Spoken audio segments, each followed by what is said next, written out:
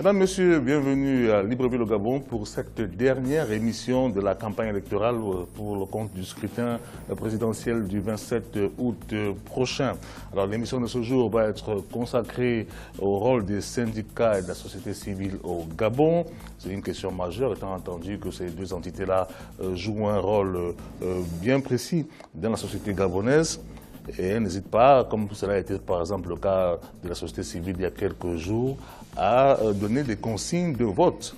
Alors tout au long de ces 90 minutes, nous allons essayer dans une première partie de nous intéresser aux organisations de la société civile. Ensuite, en seconde partie, on va voir quel est le rôle des syndicats au Gabon. Et bien sûr, en dernière partie, on va demander aux représentants des candidats qui sont présents sur le plateau de nous expliquer ce que la parti compte faire ou leur candidat s'il arrive qu'ils puissent remporter le scrutin.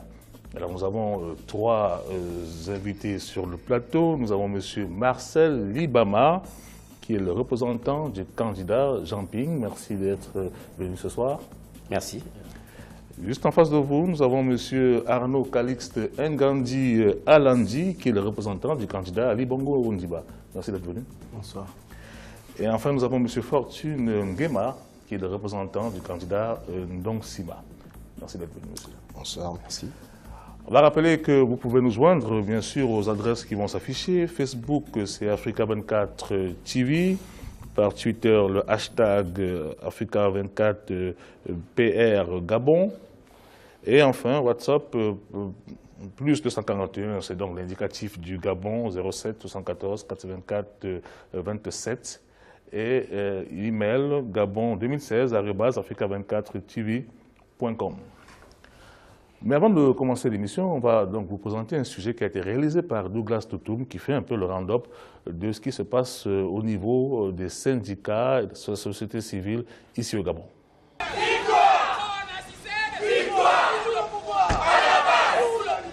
Depuis l'avènement de la démocratie au Gabon en 1990, de nombreuses structures syndicales et organisations de la société civile ont vu le jour. Ces 15 dernières années, actives au travers d'un discours prônant démocratie, transparence et développement durable, la société civile gabonaise s'installe de plus en plus comme étant des partis politiques dans le pays. Mais vous allez vous rendre compte que toutes les revendications reposent sur une même réalité, la gouvernance. La gouvernance, elle est d'abord en Afrique politique.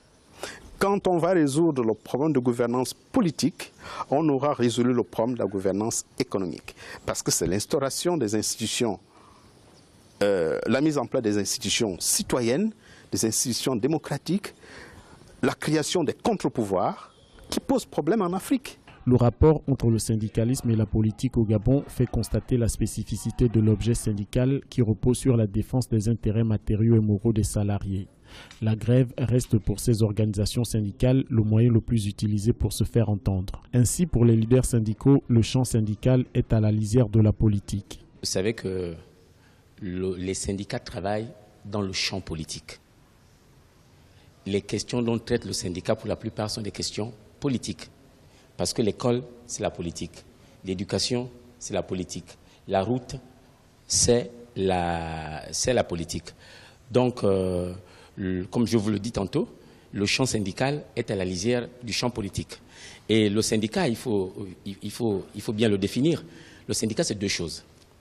C'est un outil de promotion et de défense des intérêts des travailleurs. De deux, c'est un outil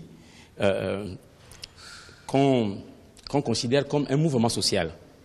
Et le syndicat, en partenariat avec d'autres organisations de la société civile, peut traiter des questions liées à la démocratie, liées à la corruption, liées aux droits de l'homme. Au Gabon, la liberté syndicale et le droit de grève sont reconnus par la Constitution en son article 15.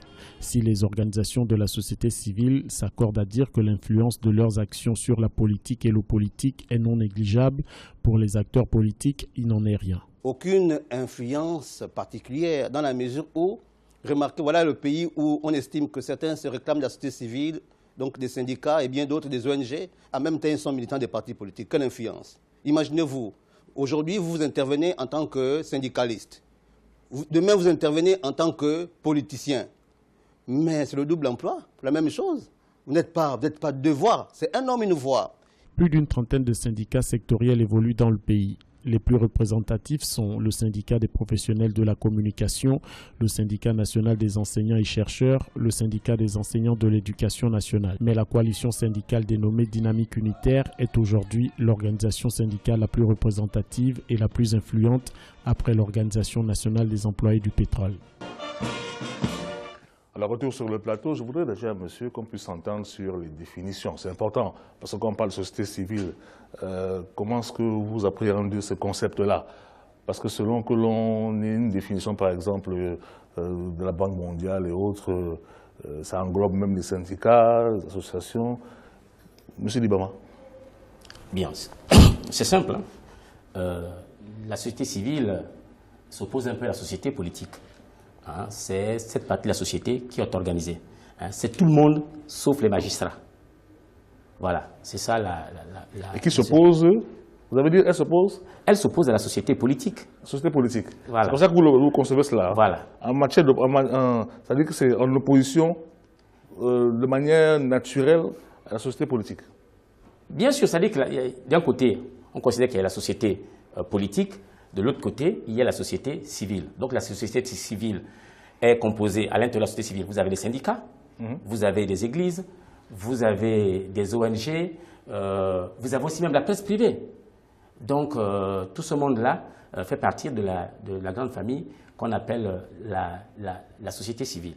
Monsieur Arnaud Ngandji, vous avez une réaction? Non, une réaction simple, c'est que je m'attendais à ce que M. Libama nous dise d'abord que la société civile, quelle qu'elle soit, que ce soit une ONG, un syndicat ou comment ils aimeraient à se définir, ou le leader de la société civile, parce que j'ai vu des titres. Il est facile de s'affubler de titres. J'ai dit, mais qui vous donne ce titre? Qui vous dit, qui vous fait leader de quelle société civile? Il y en a ici au Gabon des leaders, des personnes qui se présentent comme cela. Les gens, j'ai vu dans votre document, il y a écrit en bas du nom des gens, leader de la société civile. Mais elle doit être organisée, cette société civile. La société civile, on ne se lève pas un matin en disant « je suis la société civile ». On est dans un état de droit. Si vous voulez être société civile, vous êtes une société civile pour faire quoi? C'est quoi le but? C'est quoi le projet? Qui est le leader de ce projet? À quoi est-ce qu'on s'intéresse?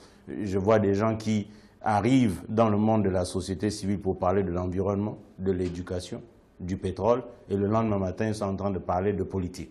Donc je dis, la société civile, quelle qu'elle soit, doit quand même s'organiser autour des règles bien comprises de la législation nationale qui encadre le fonctionnement, l'établissement, la création et le champ d'activité de la société civile.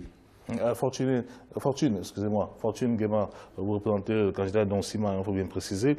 Est-ce que ici vous avez plus ou moins une sorte de panorama en termes de nombre d'associations, de sociétés civiles?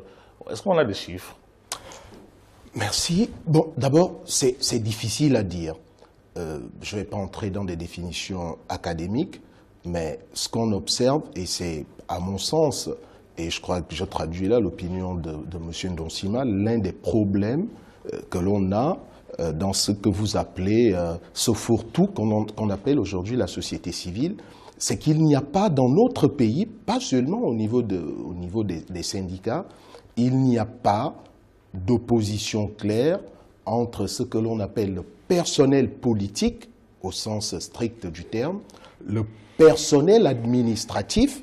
Parce que je vous rappelle que tous les directeurs généraux d'administration publique, par exemple, ils font malheureusement partie du personnel politique. Logiquement, ils devraient être dans la société civile. Ils ne devraient pas avoir de carte de militant d'un parti politique.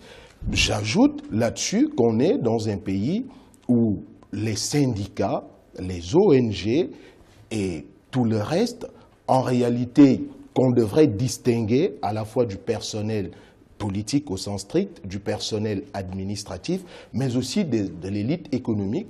Tout cet ensemble-là fait partie, en réalité, du personnel politique. La seule différence fondamentale, c'est que les uns, ceux qui sont dans le personnel politique, se présentent aux élections et que les autres, les syndicalistes, je m'adresse à celui qui est assis à ma droite, mais également, on en reviendra tout à l'heure à M. Ngandji, qui est assis en face de moi, ne vont pas aux élections, mais ils font tous la politique. Je voudrais... Monsieur Libama. Vous savez, quand on parle de politique, il est difficile de distinguer ce qui est politique et ce qui n'est pas politique. Et comme disait un ancien ministre français, les problèmes de tout le monde sont des problèmes politiques. Les problèmes politiques sont des problèmes de tout le monde. Si vous ne vous occupez pas de la politique s'occupera de vous. Les syndicats sont des acteurs politiques. Les syndicats, depuis la Renaissance... On en parlera en deuxième partie. On en parlera. Non, c'est très important. Voilà. Parce que le problème, c'est que les gouvernants pensent qu'il ne peut pas y avoir l'expression syndicale sur des questions politiques qui impactent la vie des travailleuses et des travailleurs. Nous disons non. Les questions qui sont liées à la démocratisation de nos pays, ce sont des questions qui sont prises à cœur par nos organisations syndicales. Et j'en veux pour preuve que depuis la décolonisation, les syndicats se sont toujours battus sur le champ politique. Mais si on reste au niveau des sociétés civiles, je veux dire, bon, c'est vrai que c'est tout ça, on peut tout amalgamer, mais je veux dire que, est-ce que ce n'est pas, pendant la conférence nationale, par exemple, qu'il y a eu donc l'essor de ce mouvement-là, avec l'éclosion de... C'est vrai que M. Ngandji n'aime pas le mot, de nouveaux leaders de la société civile. Non. Sauf que, il faut le dire, c'est-à-dire que les gouvernants veulent réduire les syndicats comment tu appelles ça, à sa définition qu'ils considèrent naturelle, c'est-à-dire que c'est limité à la promotion et à la défense des intérêts des travailleurs. Or, quand vous regardez la généalogie et l'histoire du syndicat et les visions des syndicats, vous allez voir que ça va au-delà de là. Et l'histoire de l'Afrique et l'histoire du monde est bien là pour nous édifier là-dessus. Vous voyez là où nous nous arrêtons souvent lorsque nous sommes chargés de gérer les questions qui impliquent les syndicats, c'est que vous allez avoir des donneurs de leçons, des moralisateurs qui vous disent vous gérez mal la chose publique, qui vous disent vous ne respectez pas la Constitution, vous ne respectez pas tel texte ou telle autre loi. Mais le syndicat est assis sur sa constitution, qui sont les statuts du syndicat. Et je suis sûr que tous les syndicats, toutes les organisations que vous allez citer ont le même article que j'ai lu partout, c'est « Nous sommes, le syndicat est apolitique ». On vous dit bien, pourquoi je dis ça? Parce qu'il faut d'abord vous arrêter pour dire, vous avez un texte qui encadre le fonctionnement de votre syndicat, qui dit votre organisation est apolitique, et on entend dès la première phrase, c'est que nous devons nous mêler de politique. Créer un parti politique. Ce que nous disons, c'est que comment vous voulez que moi je vous trouve objectif lorsque vous arrivez, le matin vous êtes avec un leader politique, le soir vous êtes devant moi en train de discuter ou d'entraîner vos salariés dans une grève, 2 jours après vous prenez une position politique. Mais ce fonctionnement qui est à la limite même de la norme que votre syndicat a fixée, la seule chose que j'aimerais voir, c'est l'Assemblée générale, le Congrès, vous pensez que qui donne aux leaders les textes qui les créent. Quelle organisation syndicale de ce pays peut nous donner le compte-rendu d'une assemblée, d'un congrès, où on leur dit l'élection présidentielle arrive, notre syndicat prend position pour telle position. C'est vrai que cela a été le cas, par exemple, de certains leaders de la société civile il y a quelques jours. Regardez le secteur dans lequel j'ai évolué. L'ONEP, c'est 7000 adhérents. Le pétrole. On ne va pas nous faire l'insulte de dire que les 7000 adhérents de l'ONEP sont d'un bord politique ou d'un autre. On a là une représentation parfaite de la société gabonaise. Est-ce que le syndicat au niveau de l'ONEP est politisé, selon vous? Apolitique. Vous n'avez pas entendu, en bientôt 15 ans d'existence, les leaders de l'ONEP prendre une position politique. Lorsque nous avons des discussions avec le gouvernement, nous nous mettons dans la position qui est la nôtre. Nous sommes une force de proposition. Nous nous retrouvons avec les leaders politiques pour dire ce que vous faites à ce moment ne nous intéresse pas. Voilà où Fortune Nguema. Bon, voyez-vous, il faut revenir à la question de départ que vous avez posée. Quelle personne l'a répondu vraiment? Oui, et je vais y répondre. Si vous prenez mes 2 contradicteurs, prenez M. Libama. M. Libama est, même si ça ne plaît pas beaucoup à M. Ngandji, est leader de l'un des syndicats de l'éducation nationale. Parce qu'il a été élu? Là, je suis d'accord. Attendez, j'en viens. Il a été élu peut-être. J'en viens. Allez-y, comme ça, je suis d'accord. Monsieur Libama, on est ce soir dans un débat politique, une compétition politique avec des acteurs politiques qui sollicitent les suffrages des Gabonais. Mais M. Libama représente un candidat. Il ne parle pas ici au nom de la société civile. Pour moi, c'est déjà un indicateur de ce que les gens ne sont pas dans notre pays à leur place. Si vous prenez M. Nganji, qui est assis en face de moi, un syndicaliste aussi. Saviez-vous ce que faisait M. Nganji avant? Non, vous allez me le dire. Eh bien, je vais vous le dire. M. Nganji était secrétaire général de l'organisation, ou je ne sais pas, de l'Office national des employés du pétrole. Et ensuite, un syndicat. Il a certainement des compétences, il a probablement des compétences pour devenir par la suite directeur général d'une société d'État qui s'appelle Gabon Oil Company. Mais il faut s'interroger. Sur quoi? Il faut s'interroger sur la question de savoir si M. Nganji n'a pas été récompensé par rapport à sa loyauté en tant que syndicaliste et alors qu'il était, à mon sens, je suppose que c'est ce que disent les textes qui fondent son syndicat, qu'il défendait les droits des travailleurs. Donc vous voulez dire par là qu'en tant que syndicaliste, on ne doit pas le nommer. Attendez, monsieur Nganji, attendez. Monsieur, oui. Non, je parle pas. Non, je parle pas du tout. Je connais pas personnellement Monsieur Nganji. Je parle pas de promotion suspecte. J'observe que Monsieur Nganji est directeur général de Gabon Oil Company. Il ne s'est pas assuré que l'ensemble des employés de Gabon Oil Company étaient du même bord politique que lui. Eh bien, ce soir, il défend un candidat à l'élection présidentielle. Est-ce que vous croyez... Donc vous voulez dire qu'il y a des syndicalistes qui défendent des candidats? Non, vous pouvez... Non. Ce que je veux dire, c'est que les gens... On a un problème fondamental dans notre pays. De frontières, et ce n'est... De frontières, exactement. Ouais. Et ce n'est ni de la faute de M. Libama, ni de la faute de M.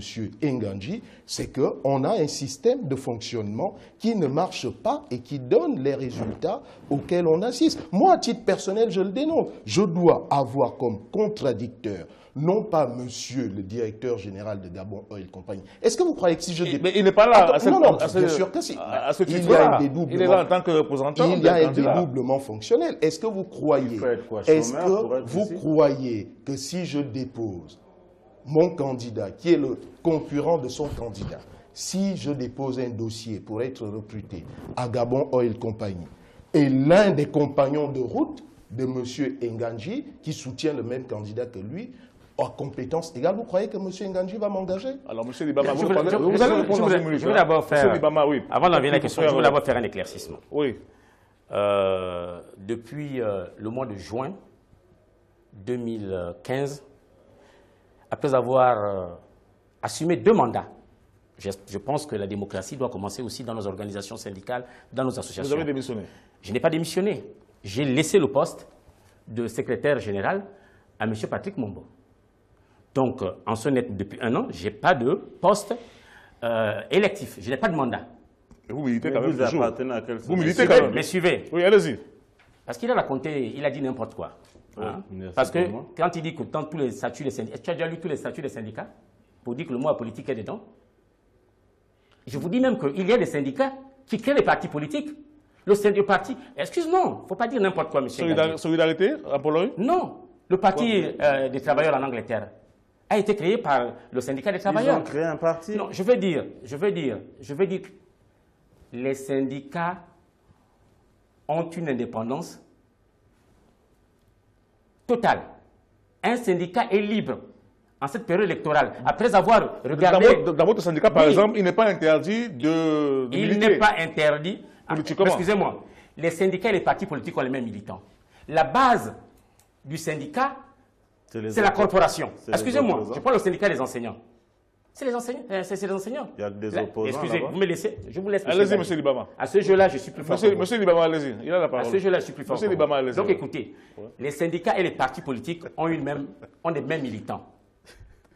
Je prends l'exemple du syndicat des enseignants. Les enseignants sont dans presque tous les partis politiques. La seule condition pour adhérer au syndicat d'éducation nationale, c'est d'être enseignant. Donc vous trouvez par exemple normal qu'il y ait une association de membres de la société civile qui ait organisé une conférence de presse pour demander à voter pour M. Pinky? Bien sûr, bien sûr. C'est très... Même en France, excusez-moi, prenons la France.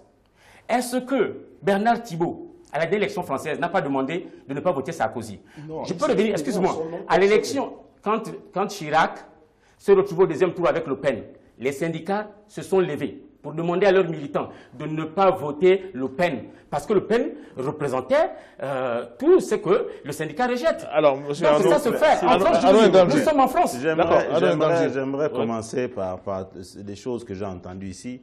Je dis ce que vous dites est juste. En termes de syndicalisme, je vais aller loin, c'est une hérésie. Vous ne pouvez pas me dire qu'un syndicat qui représente une entreprise va dire « je constitue un syndicat qui est politisé ».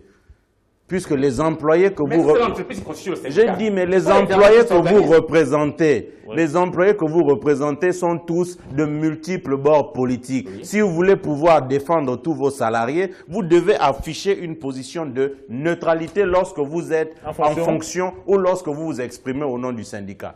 Et je tiens à préciser, M. Nguema, Arnaud Ngandji n'est pas syndicaliste. Je ne connais pas ou je ne sais pas où on apprend à être syndicaliste, où on en sort diplômé. Arnaud Ngandji est ingénieur de production pétrolière. Il travaille à Shell Gabon depuis 22 ans. J'ai aujourd'hui, à mes 40 ans, une vingtaine d'années d'expérience. Au sommet de ma carrière à Shell Gabon, j'étais manager. Donc je dis, voilà pour les raisons pour lesquelles je suis directeur général. Voilà, non, ce que je dis, c'est que parce qu'on fait souvent ces mélanges de genres qui disent que parce que vous êtes engagé dans un syndicat, M. Ngandji a défendu le candidat Ali Bongo Ondimba en 2009 et il est resté, pas secrétaire général, mais secrétaire national chargé de la négociation. Le secrétaire général s'appelle Guy Roger Aurare-Eteno, pour qui j'ai beaucoup de respect pour tout le travail qu'il a fait. J'insiste parce qu'on entre dans le personnel. Et je dis, M. Ngandji, en 2009, soutenait le candidat Ali Bongo Ondimba. Il est parti de l'ONEP en 2014. Parce que les adhérents de ce syndicat ont suffisamment de maturité pour voir que M. Ngandji, quand il est dans son activité politique, ne prend pas les adhérents de l'ONEP pour les appeler à ses meetings. Il fait sa politique dans son coin. Donc, comment est-ce que vous avez apprécié, par exemple, que 2 membres de la société civile puissent, enfin pas 2 membres, les organisations puissent se réunir pour demander à voter? Nous sommes ici avec M. Marcel Libama. Il vient de citer le nom d'un de ses collègues. Moi, je suis surpris de voir que c'est toujours l'individu. Je ne vois pas le bureau qui représente ce syndicat, parce que sinon on va me dire que tout le bureau est du même bord politique que M. Libama. Je ne vois pas, comme je vous ai dit, le congrès des syndicats est souverain. Si avant l'élection présidentielle, on me donne un compte-rendu de congrès qui dit que les adhérents, dans leur plus grande majorité, ont décidé que M. Libama allait en leur nom parler pour le compte de M. Jean-Ping, je dirais qu'il a toute légitimité pour être ici. Ici, je considère que c'est M. Libama, citoyen gabonais, jouissant de sa liberté la plus absolue, qui représente le candidat Jean-Ping et non un leader d'un syndicat, puisqu'il dit même avoir quitté le syndicat. Donc il est société civile. Quoi. Je vous ai dit que j'ai cédé mon poste, je reste militant du syndicat. Vous avez cédé. C'est le vôtre? Mais bien sûr. Dans un syndicat, on ne cède pas un poste, monsieur. On le soumet au vote des adhérents. Mais vous parlez, oui, vous avez cédé, donc vous l'avez cédé à qui? Lorsqu'on assume une fonction démocratique, il faut laisser la place aux autres. Vous cédez. On ne reste pas... Vous organisez un congrès, les adhérents votent. Vous ne cédez pas. Alors, vous laissez votre poste à l'autre. Je vais vous départager, ce n'est pas grave. Monsieur Fortune... non, mais d'abord, je crois qu'il y a une confusion. La question n'est pas de savoir si... les syndicalistes ont le droit ou pas d'avoir des opinions politiques. C'est une liberté fondamentale, la liberté d'opinion. Ce n'est pas ça qui est en cause. Monsieur Libama ou monsieur Ngandji, ancien syndicaliste et directeur général de Gabon Oil Company, avec tout le mérite, et il dit que sa nomination est fondée sur le mérite, je n'en doute pas une seconde. Bien, mais la question n'est pas à titre personnel d'avoir des opinions politiques. Ces gens-là ont le droit d'avoir des opinions politiques. La question qui se pose est une question de crédibilité. La crédibilité, c'est que quand... Moi, je suis très à l'aise pour en parler parce que je ne suis pas l'ami de M. Ngandji ou de M. Ali Bongo. Mais je respecte les institutions de la République, par exemple. Et qu'est-ce qu'elles disent? Est-ce que vous croyez que quand un leader syndical de l'éducation nationale ou autre dit « je suis un adversaire politique du président qui est en place, quel qu'il soit », ça peut être M. Ndonsima ou M. Ali Bongo, eh bien, quand le gouvernement qui est en place, ou ce président de la République, reçoit les doléances de ce syndicat, mais il les traite comme des adversaires politiques. Parce que le Il y a rôle... confusion déjà. Absolument, c'est ça que je suis en train... termine Laissez-moi parler, oui, M. Libama, vous parlez beaucoup. C'est pourquoi je dis il faut en finir avec ce mélange de gens et cette confusion. La première mission d'un syndicat, c'est de défendre les adhérents, les intérêts de ses adhérents. Oui. Voyez-vous, on est par exemple dans un pays, vous n'en avez pas été témoin, où il y a des délestages en permanence par une société de délestage orchestrée par la Société d'énergie et d'eau du Gabon, qui est une société privatisée, en réalité qui bénéficie d'une concession, délégation de services publics. Mais il y a dans ce pays-là des syndicats qui défendent les consommateurs. On ne les entend nullement. En revanche, on voit ces syndicalistes-là aux côtés d'hommes politiques pour dire nous considérons, nous, défenseurs des consommateurs, qu'il faut voter pour tel parce qu'il a plus d'argent. On revient dans une minute. Donc, dans quelques minutes, le temps de prendre une pause publicitaire, on revient. On revient dans une minute.